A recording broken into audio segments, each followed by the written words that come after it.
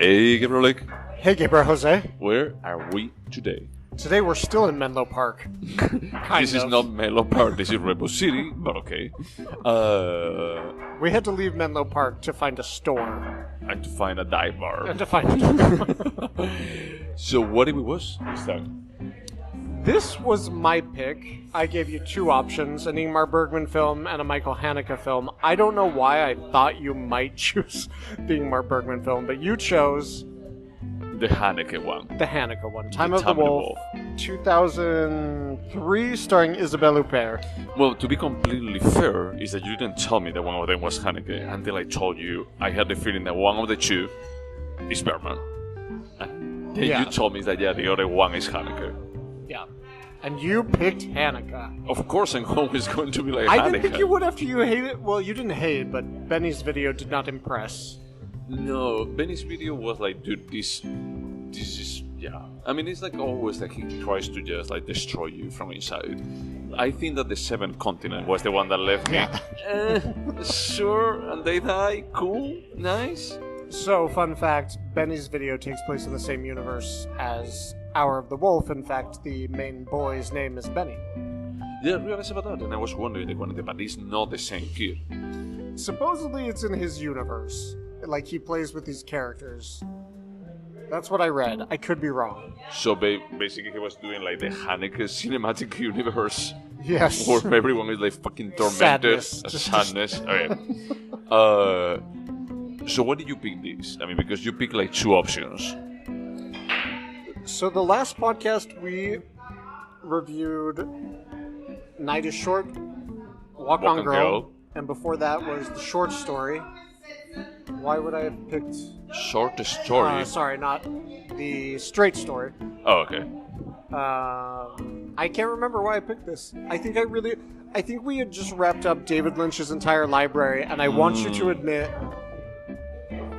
What? You wanted that me to Hour admit of the Wolf Time is of David the Wolf. Lynch's inspiration, but then you picked Time of the Wolf. Yeah. No, that's fair. Yeah. And I had seen this movie before. You have seen like this one, but Yeah. you have also seen the other one. You have seen like both of them. Yeah. Right. So I guess that I have to summarize it. We're not giving too much about the world on this movie, but basically the story follows Isabelle Huppert and her two kids. And her husband. And her husband. I was going to, get into that. But they are like some Parisians. They are moving away from Paris. We see them like arriving at their weekend house. The husband gets shot by a random family that is occupying their house. Then we learn that basically we are in a potentially post-apocalyptic future, that supplies have run out, but we don't know why. We don't know like anything about like that war beyond that. It's very much like The Road in that way. They don't bother explaining what happens. You're just thrust into this world and you examine a parent's relationship with a child. Yeah, but let me just summarize because please. I have some thoughts about this. But basically they follow this, is that they lost the father, then like the kid goes lost, they start like interacting with a wild kid, a wild boy. That is like he tries to steal everything around you. It almost feels like just for the sake of stealing. Because he steals some pretty fucking random things. Yeah. Because basically like from one day to the next, it's like the barter system has been installed as the only way of just getting things. That is insane to me, but let's just leave it there. Then we see them like just fighting. I do think it's important to call out that all we know about whatever happened is that the livestock have to be killed and the water is contaminated, but that's it. Yeah. Yeah, but we're not giving like any additional explanation. They say that it's like supply is low, but when they say like supply is low, it's all supply. It can be like from gas, water, food, everything is low. Everything has disappeared from one day to the next, basically. But they had enough gas in their car for actually going from Paris to that weekend house in the middle of nowhere. To be fair, my last company had a crisis survival person come in and train us about what to do in the Bay Area. And the one thing the woman said from the Red Cross was like, I fill up my car when it gets to half a gallon or half a tank. Because in an emergency, we all need to just drive as far away from we can. So maybe they just did that. They were just like, an emergency might come. We always have a full tank of gas. Let's just leave that part. But you already seen my facial expression that I have problems with this. Then they actually see like a train. We are like given the idea that there is a train that is still like going around, and they take like people, like we see people there, and they're like taking supplies, and then they join like a commune of people that they are in a potential place where the train could stop, or they could force the train to stop for actually riding it and going to a better place. No? Go on. Yep. Then we also are giving like a bit of a story on like the different people that they live there. Not too deep, but is that we see like a family of immigrants that only the wife speaks French, and everyone else, like the grandpas, the kids, the husband doesn't speak any French at all. Which the actors are from Romania, but they call them Polish in the film. So it's unclear about whether it was about xenophobia, all strangers are strange. Yeah. Or was that just an oversight? Sure. But yeah, this commune is like driven by this guy that is basically the leader because he has a gun, and women actually exchange even sexual favors for whatever they may need. Otherwise, is that they will exchange everything. The kid is still around, but he gets kicked out of the commune like pretty quickly because he steals something from someone, like sunglasses, if I recall correctly. And they just cut it at that point, and they just kick him out. But the daughter, as she's a teenager, she has a crush on the bad boy, and she has the feeling that she needs to fix them. And then, oh my god, is it a lot of stuff happens and at the same time not much stuff happens? So at that point, like the murderer of Isabelle Huppert, correct. Yeah, that's so sad. They run into the commune, and I mean that's about it. There's some more. Yeah, and then the last scene, spoiler alert, but it's like what 20 years old. Is that the kid? I wanted to ask you this because I didn't get it. I didn't miss something. The kid is about to jump into a fire. Yeah. Like he actually like just dressed down like completely, and then one of the people in the commune, I thought that it was like, for a second I thought that was that the guy that shot his father? But it was not. No, it was not. It was like someone else in the commune. It's like he runs there and he saves the kid. It's like, dude, don't believe like some of the random stories that you have heard, they are not true. It's like, and then he started like just like making up other stories, like random stories along the way. That is like, what is the point? He's trying to make the kid feel better. Yeah. And that's it. Then the closing credits are basically like something that looks like a train because they are like basically waiting for the train to take in them to a place where supplies still exist.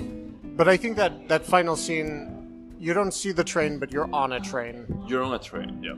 And I think that is supposed to be an indication that there is something out there, and like a surprising sign of hope.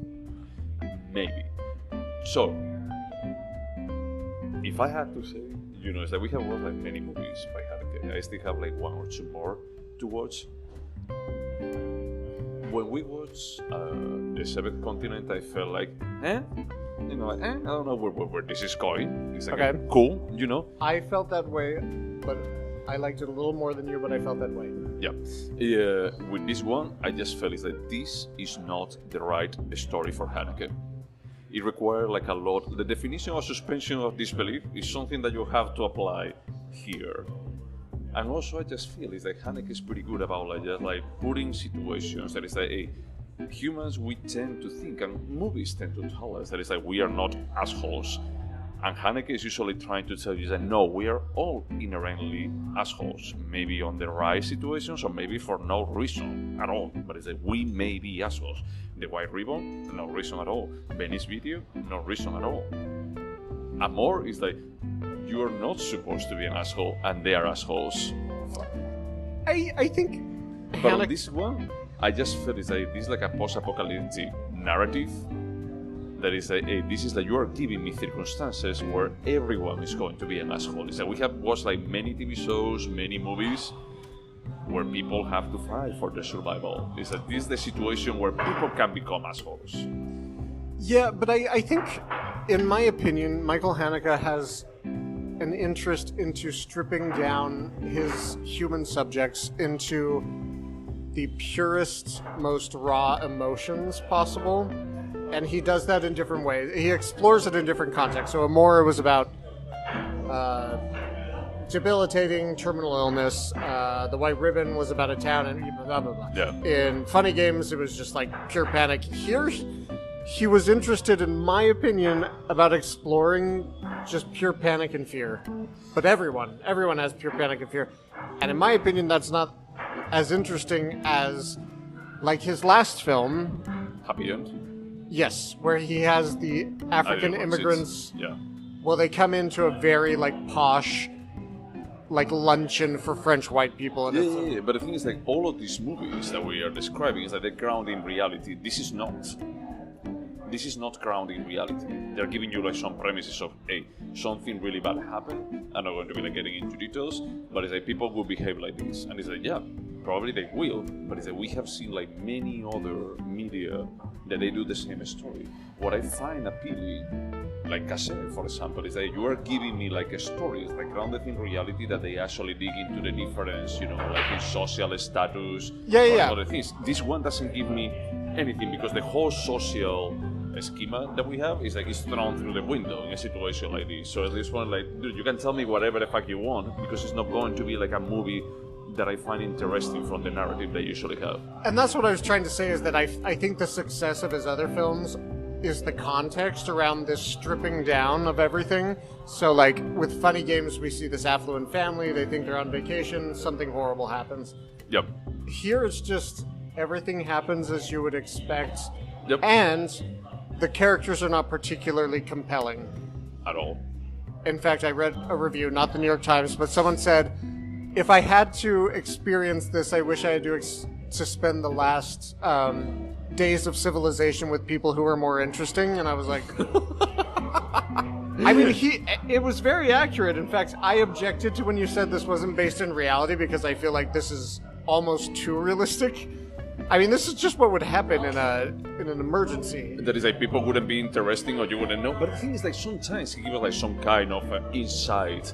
Like when she's trading like some cigarette with this girl for some food, and then she says that, oh, I had sex with the leader of the commune, but it's like, I think that is like one of the yachts. And it's like, what the fuck is this? Is that you're giving me like background about this girl that she's like batshit insane? I agree. I was also very much reminded of Blindness by Jose Saramago, not the book or the terrible? The book. Okay.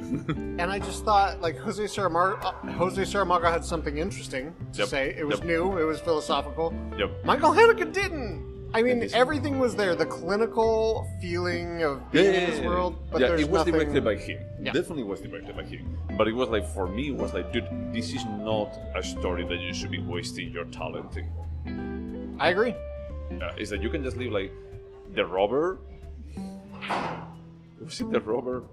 Which one? Like it was Australian. No, it was like a post-apocalyptic one. That it was. Oh, like, the Rover. Rover. Yeah. At least there was a dog in that. No, that was that's true. And there was not even a dog. There were horses, and they killed the horses. And I'm pretty sure they killed a real horse, and that fucked me up. I was like about to search it, because I was like the last part of the movie like a moment ago, and I was like, I know, because they actually cut the horse and the blood. And he did that in Cachet too. Fuck you. Like, Michael Haneke, come on. Yeah. Well, I mean, there were like the 2000s, and it was French? Germany, French. I guess. Yeah. Oh no, Cachet's French. Cachet is French, but what is this film? This is French too. I mean, they talk about Paris. And they're like on the outskirts of Paris. You think France wouldn't be open to that, but whatever. It's just for the arts. Yeah. I don't know, like, it wasn't the technical precision, the visual, it's all there. Yep. And this isn't as bad for me as The Seventh Continent, but it's not any of the movies that we really like The White Ribbon, Funny Games. It doesn't even come close. No, it's like a league. This almost feels like this was the first movie that he ever directed. Yeah, I can see that. No, I understand. More about like, hey, I still don't know what I like to do, so I'm going to be like just doing this. Yeah. And let's see exactly how it pans out. Because like a part of me is like, dude, if you're trying to make like something sci-fi here, you are not digging into it. If you're trying to do like a social drama, you are not digging too much into the characters or the differences, you know. Even like with the part when the murder, like so sad, I just felt that you could do like way more here. And they just because well, I could flip a coin because I cannot believe you one versus the other. And they repeat the same scene later with the immigrants when it's like, oh, you know, you're saying that this person like killed someone. It's like, well, I don't know, just cut it out. It's like, dude, I feel like completely uninterested. Yeah, I agree. It's not an interesting film. Yeah. So when I watched this the last time, I was like, I don't know, let's say 25, and I thought the film was brilliant in that I constantly wanted more, and it wasn't giving me anything that was satisfactory, which is what all the characters were going through. Yeah. And I thought, is that what the point? Is that this? No, you know the thing that I was thinking is that there is like some difference on this movie compared with other Haneke movies. That is like most of the Haneke movies, they end in a very, very, very bad spot. All of them. They Funny end Games in a bad spot, yeah. Yeah, Funny Games, White Ribbon, Venice Video. No, come on. In Funny Games, they put the family out of their misery. That was mercy. Sure. You want to look at that, you know, when he even rewinds, it's like, no, you're not going to be like getting a happy ending. But in this one, it actually is the other way around. That is like in all of the misery, it's like at the end, it ends up in a okay spot that they save the kid. They save the kid in the moment. It's like they won a battle, not the war. True, I mean they will still die, all of them. The last like 20 minutes is just watching people sob quietly in the dark. Look, those 20. So, I was this in two cities. It's like first I was like a 1 hour, like yesterday or 2 days ago, and I felt bored. It's a boring movie. Yeah. It is. And then on this one, it's like today I actually was like the other hour, and I just the last 30 minutes or the last 40 minutes, it was like what the fuck when they actually just like get the other convoy of people. I just felt that look, this is probably the most uninteresting movie that I watched in a very long time. I mean, even if the insane conditions he put his characters under, I just looked it up. He wrote the script. It's not based on anything. If they had discovered something shocking and horrifying about themselves, even that would have made it worth it. But like we just saw people react how we would all react in that situation, and then the movie ended. Yeah, no, I feel sad. I feel honestly sad. We shouldn't have done this right after finishing David Lynch, because I feel like our expectations are super high. No, I think that this is the Wild at Heart. He's Wild at Heart. You don't think the Seventh Continent is his Wild at Heart? No, that's his Doom. Alright, that's fair. Come on. It's like David Lynch had like two thirds. Yeah. They were Wild at Heart and Doom. You know, it's like this is bad. But with Michael Haneke, aren't you feeling like he has more flops than like successes? I don't think so, dude. I honestly, we can review. He has like a lot of TV movies that I never watched, and I don't. No. Let's only talk about feature-length films with him. Like stuff that probably he actually spent like a year like writing the script and everything. That's that child actress that plays Isabelle's daughter. I liked her a lot. That was good. She also looks like a French Jennifer Lawrence. Oh, that's true. Yeah, now you mentioned it. Well, I mean, I guess I haven't watched God Unknown. I haven't watched like 71 Fragments. Happy End, no. Happy End, yeah. I have still 3 movies. You haven't watched The Kingdom? Why, The Kingdom? Is that a movie? Yeah, and it stars Ulrich Mew, the guy who starred in The Lives of Others before he died. The same guy from Funny Games. Oh, and it's an adaptation of a Kafka novel. Oh, yeah. The Kingdom. Yeah. More the piano. Games. No, I mean, the guy is still... The guy is solid. The guy is like he's really important. Solid. He's Yeah. Yeah. I mean, there is no other... The thing that I appreciate about Haneke is that he does the cinema that he likes, like grounded in reality. It reminds me some kind of way to Asghar Farhadi. It reminds you of what? Of Asghar Farhadi. Okay. From the perspective, like no one is going to be happy here, but it's like he goes like a step further. Asghar Farhadi usually like just blames on society. It's like Haneke blames it in the human nature. It's like the antithesis of Capra. Frank Capra. And also, you and I have been having a discussion recently about the relationship between, well, comedy and what's appropriate today. Also, I feel like Haneke is exploring xenophobia, and his films are judgmental about those with xenophobia. But at what point does he just perpetuate xenophobia? Because the African immigrants are the bad guys in Happy Endings. Happy Ending. It's it's like walking a very fine line, I feel like. And yes, this is 20 years ago. I get it. Well, I mean, I think that he also wants to provoke in some kind of way. You know? Yes. From the perspective, hey, do you feel bad? Do you feel bad? Like, hey, poor those guys, those immigrants that they're like being treated like this. I was like, what about if they were like the bad guys? If they were truly the bad guys, it's similar to the White Ribbon. Isn't the White Ribbon is like the kids? The kids will never do something like that. But what if they do? How do you react to that? And I was thinking about it today. I was thinking about like you didn't watch Dogville, but you watched Manderley. Yeah. Manderley is a similar kind of thing. In that, what? It walks the fine line? It was like a bit of a fine line between like, hey, she wants to liberate the slaves, but also at the same time, the slaves treat her like seeds. I always had the feeling that Dogville and Manderley is like, hey, this could be like an avant-garde version of a Haneke movie. Yeah, I feel like Michael and Haneke are related, but like... Michael and Haneke? Sorry, Lars von Trier and Michael Haneke. But if they were like fruit, Lars von Trier has gone a little bit rotten. Sure. Yeah, no, I mean, I just feel... We always mention that we have like several directors that we really appreciate. That we always mention like all the time. It's like Haneke, Gaspar Noé. We mention it a lot. It's and we Haneke, David Lynch, Gaspar Noé, Lars von Trier. Lars von Trier. Those are the four. Those are our four big ones. I would say so, yeah. And then for me, it's Ingmar, and for you, it's Billy Wilder. Billy Wilder, yeah. I mean, I like Alejandro González too, quite a bit too. I mean, I wouldn't put it at the same level, but it's like, maybe with time, who knows? Yeah.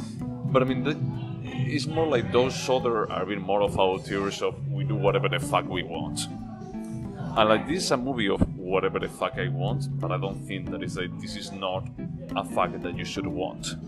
It's not like Walt Disney presents Michael Haneke's movie. I agree with you, and I think this is a failed experiment on Michael Haneke's part. I don't know how I'm going to score it, but I also feel like even at his least interesting, Michael Haneke's fun to talk about. Yeah, I mean, he's fun to talk about because we have watched like a lot of his stuff. But if we hadn't, just imagine that this is the first movie that we watched by him. Yeah, I wouldn't watch anything else by him. I don't think that's true about yourself, and it's not true about me. I think there's enough there that you would be like, this guy is interesting, let's see what else he has to say. I really do believe that. You can tell the direction is so unique and solid. Let's not use the word solid. It's so interesting to me that I would be like, okay, maybe I'm going to hate this, but I'm going to watch 2 more of his movies, 100%. Let's just say that he has a way of saying things, but watching this movie, I don't know if the things that he can say are interesting. If I was Cassé... Just considering this movie. Just considering this movie. If I was Cassé, like the first movie, I would be like, holy shit, this was amazing. Or Funny Games, that it was like the first one that I was back in. It's like, I am afraid of this guy because he can just like push my buttons. Yeah, this movie is like, he just let me, like, this guy can bore me. I don't disagree with your reasons. I come to a little bit different conclusions, but I totally get what you're saying. 100%. This makes Michael Haneke a little bit less of a god to me and more like, okay. But you have watched this already. I had, but I remember loving The Seventh Continent. When we rewatched it, I was like, ugh. Yeah. When I rewatched this, I was like, this was just kind of boring and not interesting. Benny's Video was not a super successful rewatch. It was good. Benny's Video No, is still... it's always interesting. Yeah. I mean, I still remember like a lot about like Benny's Video, and we discussed like a lot about like, hey, if something has like impact on you, you are going to remember it, you know. And for this Benny's video, I remember like quite a bit of the ending. Well, when the kid murders the girl, but it's like just Spoiler alert. yeah, sure, it's at the middle of the movie. Come on, but the ending, it just left me like, holy shit, what an asshole! What an asshole now, no, not before. But you can kind of see Isabelle Huppert and the dead dad doing that for their rich kids. Sorry, the what? Sorry, if you assume that Benny in Benny's video is the same Benny as here, I can absolutely imagine Anna Laurent and her husband George doing something shitty to protect their rich, privileged kids. True, but the kids here are not assholes. I mean, No, like, the but girl the- is like a bit meh, sure, whatever. It's like a teenager. But there's like a victim decided on. Usually it's a group in whatever of Haneke's movies it is. And in Yeah. this situation, it's the family. But in another situation, that family wouldn't be the victim. But what I feel is like, and this is the problem, everyone is a victim here, to some extent. In Haneke's world or this No, movie? in this movie. Which you is know. why it's a flop. Yep.